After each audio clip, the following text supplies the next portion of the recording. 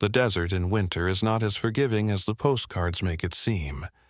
By the time dusk slid across the sky over the outskirts of truth or consequences, New Mexico, the air had sharpened into something almost metallic, a cold that carried fine grains of dust deep into the lungs. The horizon's pale gold bled into a bruised violet. Clouds stretched in thin strands like torn cloth. Far off, the last touch of sunlight clung to the low ridges, the warmth draining away minute by minute. A cracked stretch of asphalt, once a county-maintained road, cut through the emptiness like an old scar. The yellow lines had long since faded, replaced by faint tire ruts pressed into the dirt where the pavement had crumbled away entirely. There were no streetlights here, no traffic signals, only the thin whistle of wind bending through the skeletal arms of rusted windmill blades. Every so often, the wind caught a loose sheet of tin on a half-collapsed shed and made it groan, a hollow complaint against the stillness. Dust moved across the road in lazy spirals, carrying with it the dry, bitter smell of sun-baked earth, the metallic tang of iron, and the faint sourness of old mesquite roots. In the distance, the Rio Grande's riverbed lay exposed and pale, a ribbon of smooth stone under the emerging moonlight. The desert had not seen rain in weeks, yet the adobe house at the end of a winding dirt lane had all its windows shuttered tight, as if guarding against an oncoming storm no one else could see. The house sat low to the ground, squat and broad. Its clay walls faded to the color of bone. Cracks ran along the edges where the desert heat had forced the plaster to surrender. Patches of white lime wash clung stubbornly to the surface, peeling in thin curls like paper left too close to flame. A rusted chain-link fence sagged around the yard, enclosing nothing, no grass, no shrubs, not even the stubborn creosote bush that managed to claim every other yard in this part of the county. The ground inside was bare, packed dirt the color of ash. The only living thing visible from the road was a black dog tethered in the corner of the yard. Its ribs showed beneath its coarse coat, but its posture was not one of weakness. The dog's head was up, its gaze fixed on the horizon as though watching something approach from a distance. Its ears twitched with each change in the wind, but it did not bark. There was a tension in its stillness, the kind of quiet awareness that animals carry when they sense something moving beyond human sight, inside. The air was stale and close, as if the windows had not been opened in months. The faint, sharp burn of kerosene hung in the room, clinging to the back of the throat, layered with the heavier scent of something long, unwashed wool blankets, perhaps, or canvas sacks stored too long in the dark. A generator in the corner hummed in an irregular rhythm, its casing dented and its paint blistered from heat.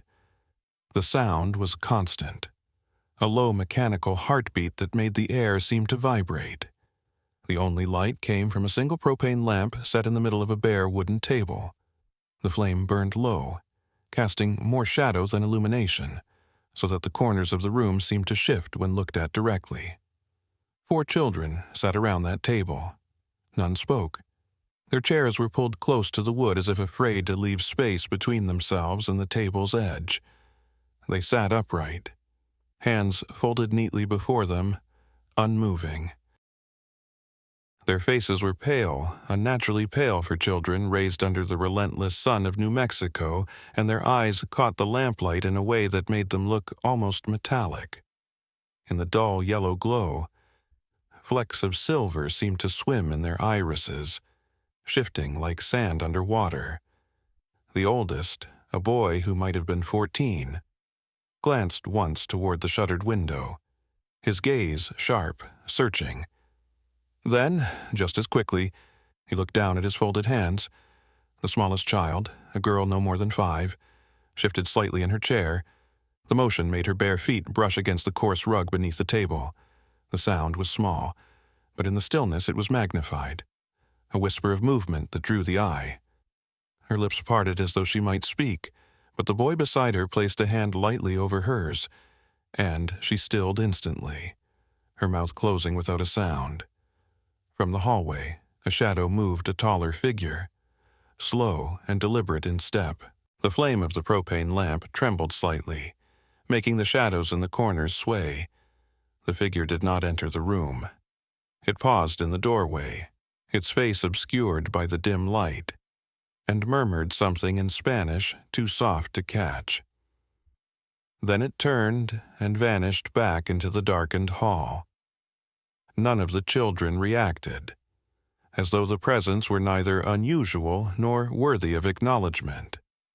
The house seemed to breathe in shallow, quiet pulses. Somewhere in the wall, a mouse scratched briefly, then went silent. The dog outside gave a low, short bark once, and then returned to its tense stillness. And then came another sound. It was faint, at first easy to mistake for the settling of the house, a dull, rhythmic tapping like fingernails against wood. 3 taps, a pause, 3 taps again. It came from behind the pantry door, just beyond the edge of the kitchen. The sound was deliberate, patient. The youngest child's eyes shifted toward the door. In the lamplight, the silver in her irises seemed to brighten.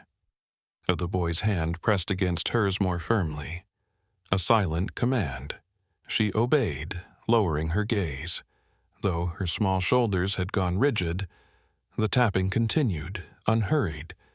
The propane lamp's flame wavered again, dimming before it steadied. In that momentary dip of light, the air seemed colder. The shadows at the edges of the room lengthened, almost imperceptibly. Outside, the wind shifted direction, carrying with it a new sound, something faint, hollow, like the echo of knuckles rapping against wood. It came from the desert, far beyond the fence line, as if the empty land itself had learned to mimic the pantry's secret rhythm. No one at the table spoke. No one acknowledged the sound. And yet it kept going 3 taps. A pause. 3 taps again, patient, insistent. The boy looked up, just for a moment, toward the pantry door. His jaw tightened, and then, as if on cue, the lamp's flame flared and steadied again, bathing the room in the same dim, uneven light. The dog outside lifted its head toward the pantry wall and growled softly. But still, no one would open that door. Not tonight. The Cordero family had been part of this land longer than most roads in Sierra County had existed. Their story, like so many in the desert, began with heat, isolation, and a kind of stubbornness that refused to let the land win. In 1903, Ignacio Cordero arrived from the mountains of northern New Mexico with a mule, a wagon of salvaged lumber, and a wife already heavy with their first child. They built their home far from the nearest settlement, a modest cluster of adobe rooms near a shallow bend of the Rio Grande. Back then, the river still ran wide and green, and locals told stories of fish that could feed a family for days. Ignacio chose the spot for its water, but neighbors whispered another reason that he had been warned by a traveling priest to keep his bloodline away from the cities, for it carried both blessing and curse. It was the kind of superstition common in those days, but the Corderos took it seriously. They did not travel to town unless necessary, and when they did, Ignacio's wife, Rosa, kept the children close, their faces shaded beneath wide-brimmed hats. By the 1920s, the family had grown in number and land. The original house expanded into a compound of connected rooms and shaded courtyards, all enclosed by high adobe walls. The windows were small, the shutters thick, and no room faced directly into the harsh glare of the desert sun.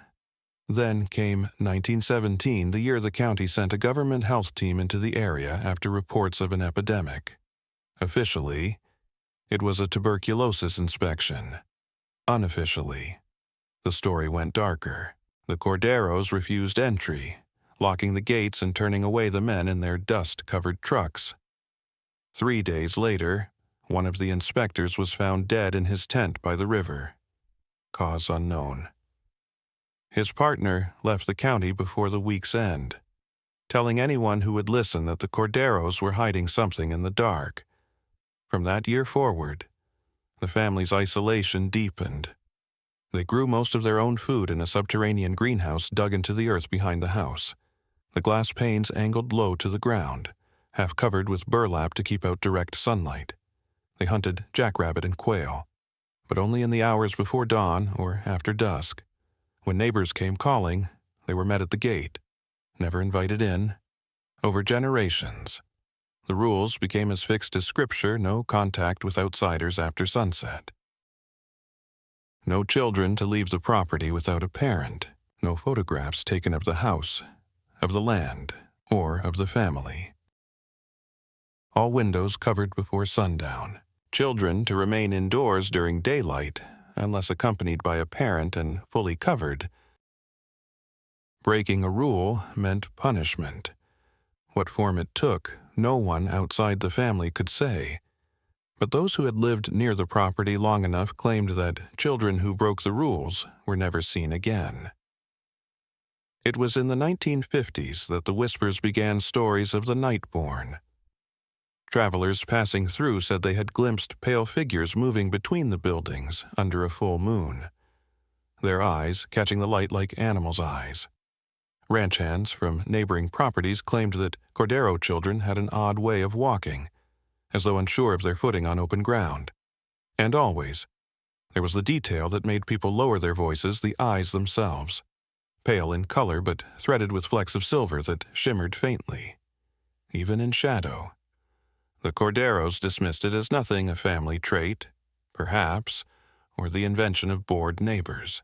But in the county library, tucked into a brittle scrapbook, there was a yellowed clipping from the Sierra County Herald, dated 1932. The headline was short: "Local Doctor Dead at Cordero Ranch." The article claimed he had gone to treat a seasonal illness among the children and never returned. His body was found weeks later in the arroyo north of the property. Cause of death inconclusive. His medical bag, when recovered, contained a bottle of lamp oil, a box of matches, and a page torn from his ledger. In the margin of that page, in shaky handwriting, was a single phrase in Spanish: "No deben ver el sol," they must not see the sun. Over the decades, the land around the Corderos changed. The river ran low, the railroad stopped coming through, the small towns dried up, but the family remained. When new houses went up in truth or consequences, they did not move closer. Theirs was the life lived deliberately at the edges, where the heat and the silence kept most visitors away. By the time the current generation of children were born, the rules were no longer explained, they were simply followed. The shutters closed at dusk without discussion. Meals were taken indoors, even on cool evenings. No one asked why the children's school lessons were taught by candlelight in a room with blankets over the windows, if there was an answer to be found. It might have been hidden in the objects the family kept: the religious icons hand-carved from mesquite wood that lined the hallways, each one depicting a saint with their eyes covered by cloth. The jar of blackened river stones in the pantry, sealed with wax. The leather-bound book kept locked in the matriarch's bedroom, its cover marked with an unfamiliar cross-like symbol. No one outside the walls had ever been permitted to see what was written inside that book. And yet, the whispers never died. When the wind blew a certain way, ranchers swore they could hear children laughing from the direction of the Cordero property, even at 3 a.m. Others claimed to have seen lights moving underground, not flashlights, but something colder, paler. These were stories that could be dismissed, the kind told in bars to entertain the next round of customers. But beneath them all was a quiet, uneasy truth. In more than 100 years, no one could recall seeing a Cordero child in full daylight. It was an old man at the library, a retired teacher, who put it most simply when asked about the family. He shrugged, eyes down on his coffee, and said, "If you see a child with silver in their eyes, you look away, because if they look back at you, you'll wish you hadn't." And then he turned the page of his newspaper as if the conversation had never happened. The truth behind the Cordero's life might have remained buried in the dust and superstition. If not for the day, someone finally decided to knock on their door, not for neighborly reasons, but because of what he had seen in the shadows. And once that knock came, the silence began to crack. The day Samuel Reeves stepped onto the Cordero property, the air felt different. It was January 2019, the kind of dry winter morning when the desert light is painfully clear, every edge outlined in sharp relief. Reeves had been an EMT in Sierra County for nearly a decade, long enough to know which calls were emergencies and which were excuses for human contact. The call that brought him here was neither. Dispatch had logged it as possible dehydration, elderly female. The address alone had made him raise his eyebrows. The Cordero Ranch. Most people in Truth or Consequences didn't even know it had a formal address. Just a point on the map where the road ended in dust. He'd heard the stories, of course, everyone had. But Reeves wasn't in the habit of chasing folklore. The gate was shut when he arrived. A simple metal frame strung with the chain link that sagged under its own weight. A black dog watched him from the yard, eyes steady, tail still. Beyond it, the adobe house crouched low, all shutters closed despite the cloudless sky. He honked once, twice. The sound seemed to dissolve in the stillness. When the gate finally opened, it wasn't the patient who came to meet him, but a man in his 50s, face weathered, eyes flat as slate. He said nothing, only gestured for Reeves to follow. Inside. The air was cooler than outside, but not fresh. Reeves caught the smell of kerosene, cooked beans, and something faintly metallic like old coins. The matriarch sat in a low chair by the kitchen doorway, her skin drawn tight over fine bones, her eyes half closed. She didn't look at him as he crouched to check her pulse. Her vitals were low but steady. Dehydration was the right call, though not urgent. As he spoke to her slow, careful Spanish, he noticed movement in the shadowed hallway. A small face, pale as porcelain, peered from behind a doorframe. For a second, he thought the light caught on the child's eyes oddly, reflecting silver. Then the face vanished. When Reeves asked how many children lived in the house, the man didn't answer. Instead, he said the children were delicate and could not be around visitors. His tone made it clear the conversation was over. Still, something in Reeves tightened as he drove back down the dirt lane. He had worked hundreds of calls in small homes with too many secrets. There was something about that glimpse of silver eyes, about the silence that seemed to hang in that house, that he couldn't let go.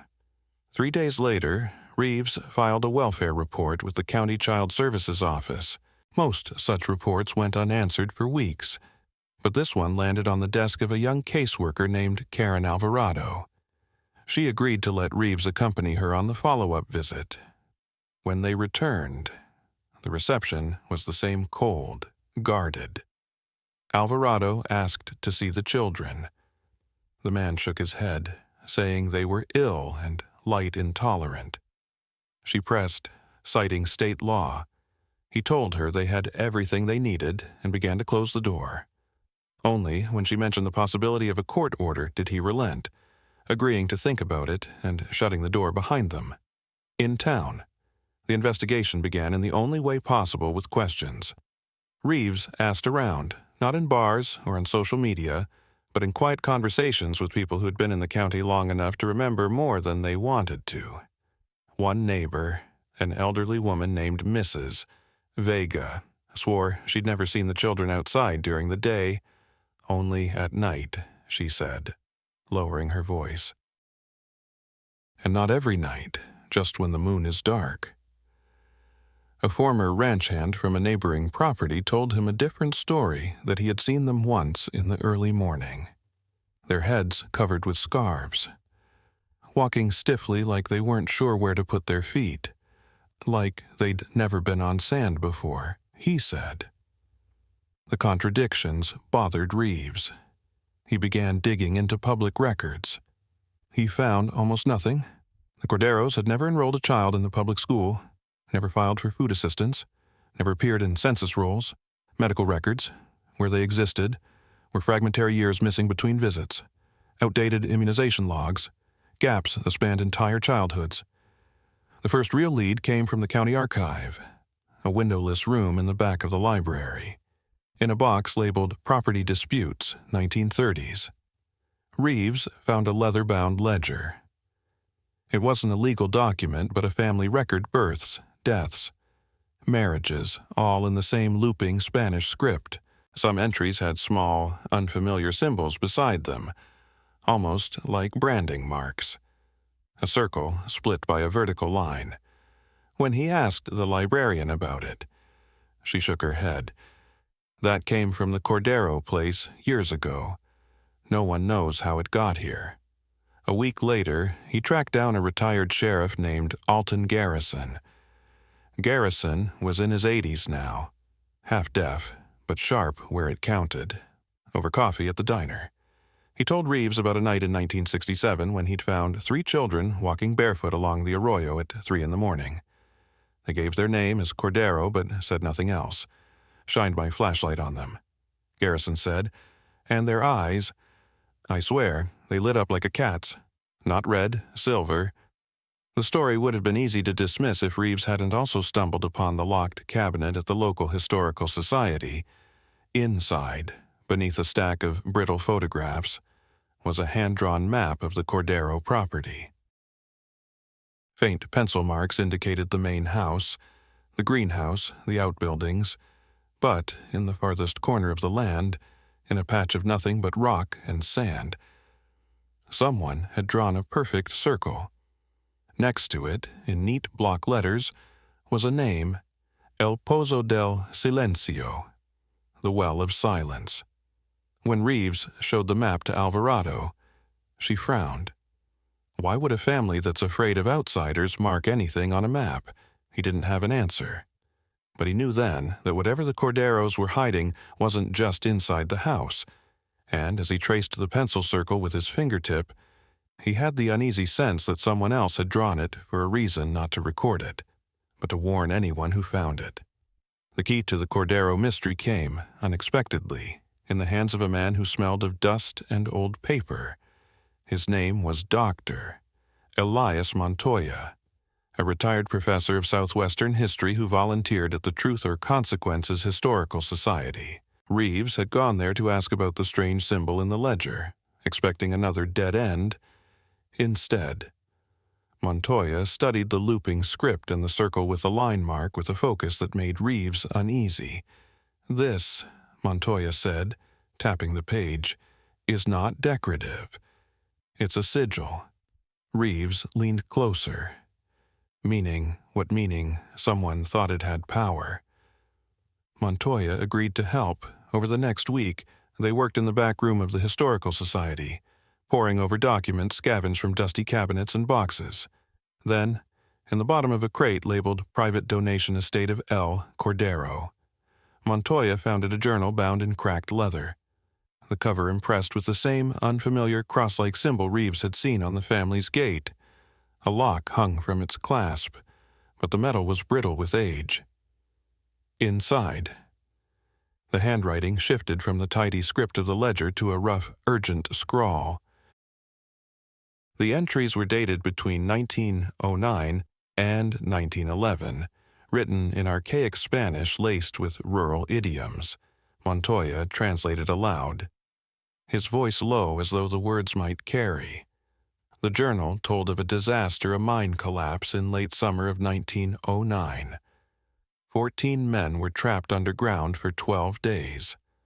All but 3 died before they could be dug out. The survivors, all Corderos, emerged changed. Their skin had lost its color. Their eyes burned in sunlight, and in the weeks that followed, they spoke of a hambre blanca, a white hunger that had followed them from the dark. They believed, Montoya said, that the light would call it back, that their blood had been touched by something in the earth. The journal detailed the family's pact. All Cordero children would be kept from direct sunlight until they came of age, and even then, only gradually exposed, lest the hunger wake and consume. Any child who showed signs, pale skin, light-flecked eyes would be kept indoors for life. For decades, they lived by those rules. The journal entries grew more ritualistic, describing monthly visits to El Pozo del Silencio, the Well of Silence, where the family would offer the darkness a taste. To keep it fed, Montoya's brow furrowed at that line. A taste of what Reeves asked. The older man didn't answer. Armed with this history, Reeves and Alvarado pushed for a court order to enter the property. It came on a clear February morning, signed by a judge who, when told of the allegations, muttered, "Sounds like the damned Dark Ages." When they arrived, the patriarch stood in the doorway, silent as the deputies read the order. His jaw was clenched, but his hands trembled slightly. Inside, the rooms were dim as before. Curtains and blankets covered every window. Reeves moved toward the pantry, the one from which he'd heard the tapping weeks earlier. It was locked. The patriarch protested, but the deputies forced the door open. Behind the shelves of dry beans and jars of pickled vegetables was a trapdoor. The smell that rose from it was a mix of earth, mildew, and something sharper ammonia, perhaps, or old urine. The air was cool, damp, wrong for the desert. The space below was larger than Reeves expected, an underground chamber with low ceilings, lit by a single bulb hanging from frayed wire.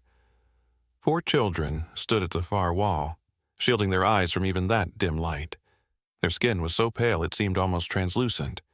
The youngest clung to the oldest, her breathing fast. They were barefoot. Their hair hung limp. Reeves saw the silver flecks in their irises clearly now, glittering as the bulb swayed. "It's all right," he told them, though he wasn't sure it was. Alvarado moved forward, speaking gently. But the children didn't look at her. They were staring past her, toward the corner of the room. Reeves followed their gaze. There, carved into the packed earth wall, was the symbol from the journal, a circle split by a line repeated over and over, like a warning or a prayer. The patriarch began shouting in Spanish, words tumbling fast: "No los leven. Se despertara. El Pozo. El Pozo. Don't take them. It will wake the well. The well." Deputies pulled him back. The children were led upstairs, squinting and trembling. Outside, they flinched from the thin winter sun as though it burned. At the hospital, doctors confirmed severe vitamin D deficiency, rickets, anemia, and signs of long-term confinement. There was no trace of an infectious disease. But that night, as Reeves left the ward, the youngest child caught his sleeve. Her voice was a whisper, barely louder than breath.